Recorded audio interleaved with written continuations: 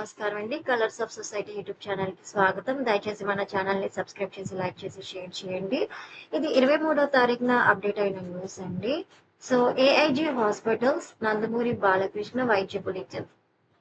శ్రీ నందమూరి బాలకృష్ణ గారి మొకాలి గాయాన్ని సమగ్రంగా పరీక్షించిన అనంతరం ఎడమ మొకాల్లోని క్వాడ్రిసెప్స్ టెండన్ అంటే తొడ కండరాన్ని మొకాలు చిప్పతో కలిపే బలమైన కణజాలం పూర్తిగా చినిగినట్లు నిర్ధారించారు. అదనంగా ముఖానికి ఇరువైపులా ఉన్న సహాయ కణజాలాలు కూడా దెబ్బతిన్నట్లు గుర్తించారు.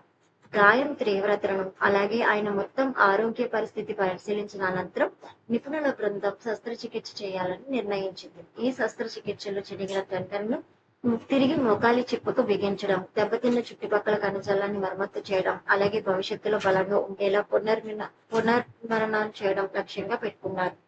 శస్త్రచికిత్స 3 గంటలకు పైగా కొనసాగింది. ఈ సమయంలో గాయం చుట్టూ పేరుకుపోయిన రక్తాన్ని తొలగించారు. చినిగిన టెండన్ను అత్యంత జాగ్రత్తగా మొకాలి చిప్పకు తిరిగి అమర్చి అదనపు బలపరిచే చర్యలు చేపట్టారు. అలాగే మొకాలికి ఇరువైపులా దెబ్బతిన్న కణజాలాన్ని కూడా శ్రద్ధగా మరమ్మతు చేశారు. శస్త్రచికిత్స ఎటువంటి సమస్యలు లేకుండా విజయవంతంగా పూర్తయింది. ఈ సందర్భంగా AIG hospital senior orthopaedic surgeon doctor Gautam Chaudhary మాట్లాడుతూ ముఖాలను నిటారుగా ఉంచేందుకు, స్థిరంగా ఉండేందుకు ఉపయోగపడే ప్రధాన టెండన్తో పాటు ఇరువైపులు ఉన్న సహాయక కణజాలాలు కూడా దెబ్బతిన్నాయి.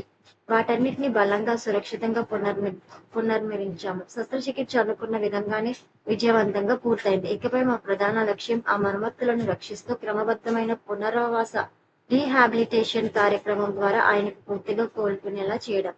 ప్రస్తుతం శ్రీ నందమూరి బాలకృష్ణ గారి ఆరోగ్య పరిస్థితి స్థిరంగా ఉంది.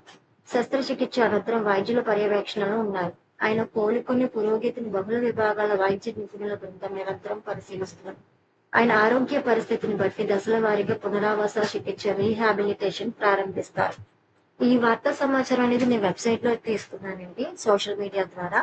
సో మరిన్ని సమాచారానికి, అప్డేట్స్ కి దయచేసి colours of society YouTube channel subscribe చేసి, లైక్ చేసి, షేర్ చేయండి. ధన్యవాదాలు.